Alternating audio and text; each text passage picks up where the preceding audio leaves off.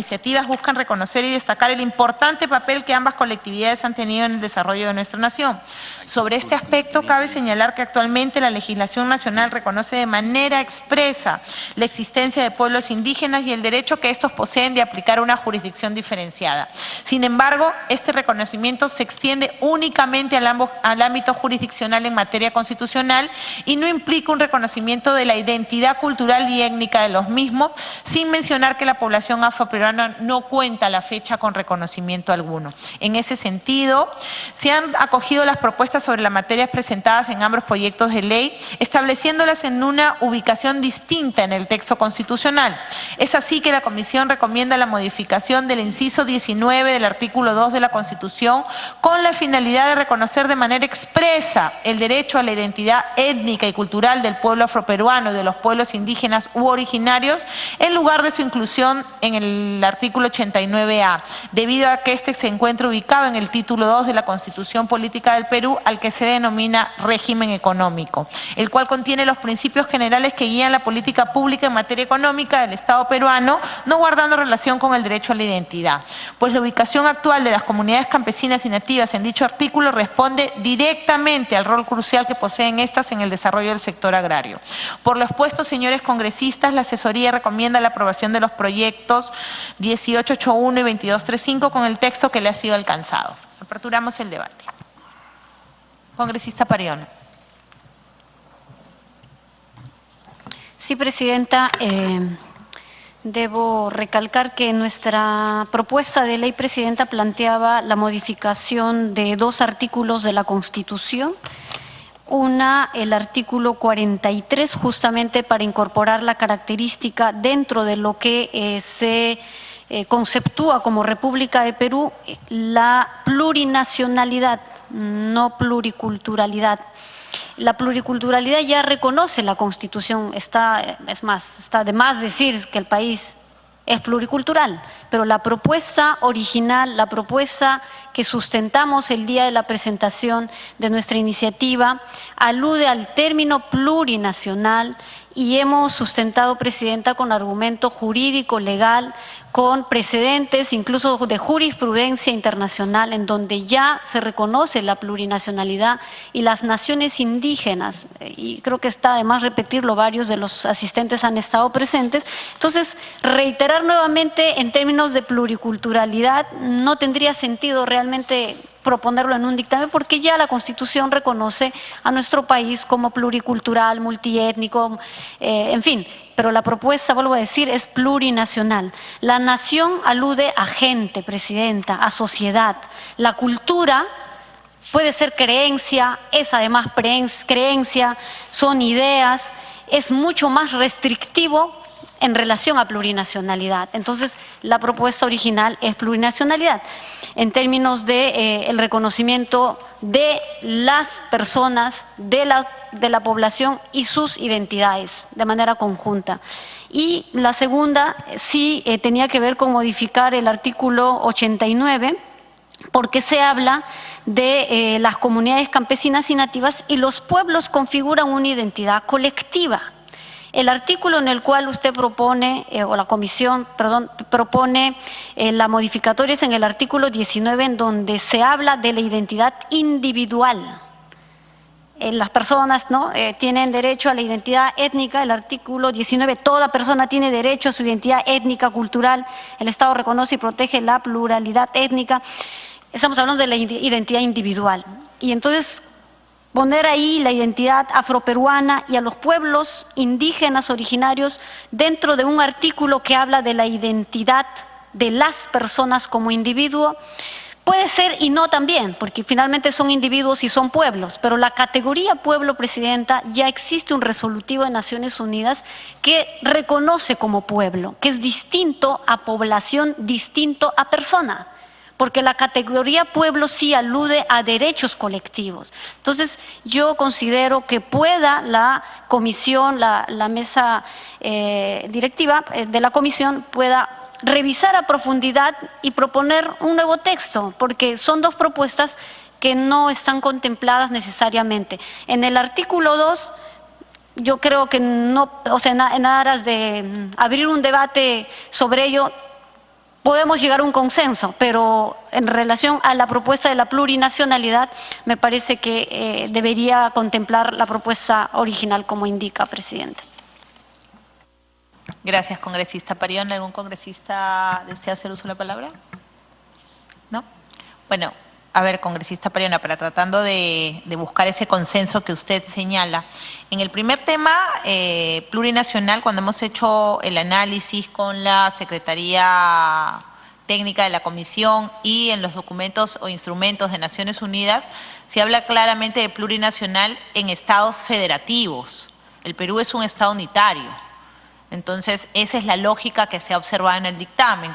Y en el segundo tema, en la ubicación de las modificaciones, básicamente es por un tema de que se considera que en el capítulo del régimen económico del Estado no cabe este tipo de reconocimientos. Por eso es que se está ubicando en el artículo 19. Sin ánimos de generar mayor polémica, lo que le pediría en todo caso es que sus asesores y los asesores de la comisión puedan llegar a un texto mucho más concordado. Vamos a seguir adelante con la agenda.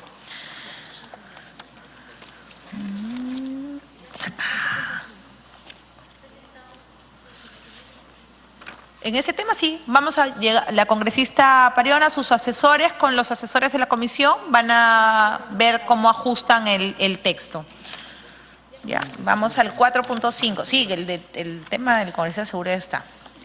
Predictamen recaído en el proyecto de ley 1485 que promueve la participación política de los menores de 16 y 17 años a través del voto facultativo. El proyecto de ley propone, entre otros aspectos, reformar la Constitución con la finalidad de otorgar el derecho al voto que podría ser ejercido de manera facultativa a las personas de 16 y 18 años con el objeto de promover sus derechos a la participación política. Debemos mencionar que se recibieron opiniones de la Defensoría del Pueblo, la Oficina Nacional de Procesos Electorales, el Ministerio de la Mujer y Poblaciones Vulnerables, el Registro Nacional de Identificación y Estado Civil, el Jurado Nacional de Elecciones y de la ciudadanía en general.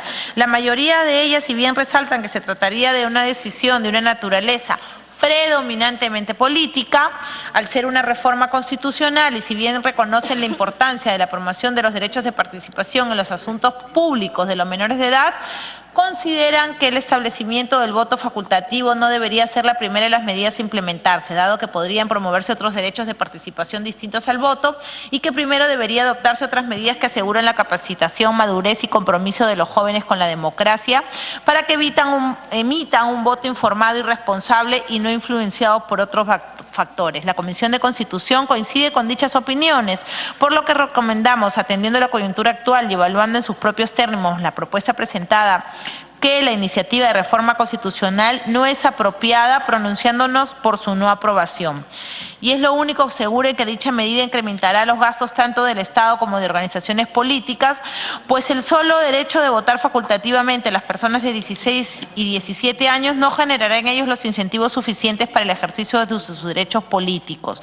Ello ocasionaría, entre otros aspectos, la ampliación del padrón electoral, el incremento del gasto en los procesos electorales, número mayor de mesas de sufragio, mayores gastos de partidos políticos, llegando a un número mayor de electores, se generaría potencialmente más nulidades electorales, entre otros problemas que han sido evidenciados por las autoridades consultadas. En síntesis, entendiendo que tenemos certeza sobre los mayores gastos y costos que generaría la aprobación de la iniciativa legislativa, de los inciertos beneficios directos que su sola aprobación acarrearía y la falta de una política nacional respecto al involucramiento de los jóvenes en la democracia, es que la comisión opina por la no aprobación de la iniciativa y su archivo correspondiente.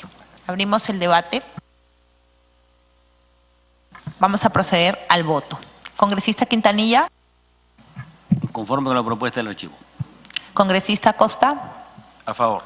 Congresista Ceballos. Congresista Domínguez. A favor. Congresista Milagros Takayama. A favor. Congresista Bartra. A favor. Congresista Torres. A favor. Congresista Alcorta.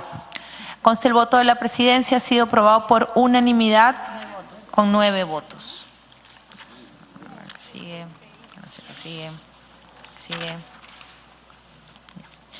4.6. 8. Predictamen recaído en el proyecto de ley 1828 que propone la ley que modifique el artículo 18 de la Ley de Protección de Datos Personales, modificado por el Decreto Legislativo 1353 que crea la Autoridad Nacional de Transparencia y Acceso a la Información Pública, fortaleciendo el régimen de protección de datos personales. Esto lo hemos visto en una anterior oportunidad. Hubo algunas precisiones que pidieron los congresistas Glave Remí y Javier Velázquez Quesquén, en el sentido que se modifique el cuarto párrafo del artículo 18, estableciendo que el deber de informar al titular de los datos personales sobre la identidad del nuevo titular del banco de datos sea efectuado con antelación a la realización de dicha transferencia. Hemos realizado el análisis respectivo y consideramos que la implementación de una obligación ex ante al titular del banco de datos de comunicar a cada uno de los titulares de los datos personales sobre la transferencia por fusión, adquisición de cartera o supuestos similares no resultaría proporcional, en tanto la ley ya permite al titular de datos personales revocar su consentimiento en cualquier momento, más aún como cuando toda comercialización de datos personales se encuentra supeditada a los principios que rigen la presente ley. Así, cuando el titular de los datos personales sea informado sobre la nueva titularidad del banco de datos, este puede, en base a lo dispuesto por la norma, ejercer su derecho de revocar su consentimiento para el uso de los datos personales, siendo este el mecanismo de protección fijado por la ley en los supuestos de transferencia de base de datos. Sin embargo, acogiendo los aportes efectuados en el presente debate, se propone un nuevo texto sustitutorio donde se destaca el derecho del titular de los datos personales de revocar su consentimiento en el uso de dicha información en cualquier momento, así como el deber del titular del banco de datos de informar oportunamente las transferencias que se realizaran a fin de que el titular de los datos personales pueda tomar una decisión al respecto. Abrimos la discusión. Vamos a ir al voto. Congresista Quintanilla. ¿El voto? Sí. En contra. Congresista Costa.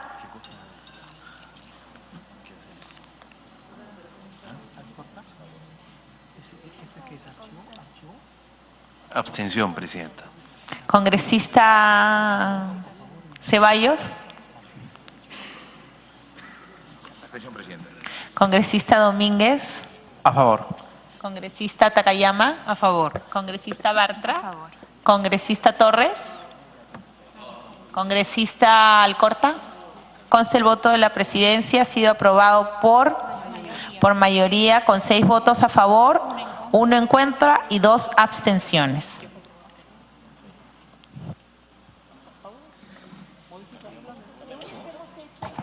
Ya cámbialo. Sí, lleno, ya lleno, ya dilo lleno. Lo que hemos hecho es, había la posibilidad, se planteó, de que se modifique la ley de datos para que cuando haya una fusión o transferencia de la titularidad de la data, una propuesta era que antes de que se produzca la fusión o la transferencia, se pide el consentimiento a cada uno de los miembros de esa data. Y la segunda, que era la de la comisión, que era que no, que esa consulta sobre la transferencia de la titularidad de la data se haga ex post. Lo que hemos visto es que hacerla ex ante significaría pues una traba innecesaria a los procesos de fusión, reorganización e incluso inconstitucional. Y lo que hemos establecido es que el titular de la data tenga la obligación de comunicar, luego de producida la fusión, reorganización o cualquier de estos mecanismos, a cada uno de estos miembros de la data la transferencia de la titularidad. Eso es lo que hemos aprobado. ¿Okay? Le agradecería entonces cambiar el sentido de mi voto. Ok, a favor. se modifican el voto del congresista Gino Costa, del congresista Vicente Ceballos, a favor de la modificación contenida en el predictamen. Ha sido aprobado por 8 votos a favor, 1 en contra, constando el voto de la presidencia. ¿Cuál falta?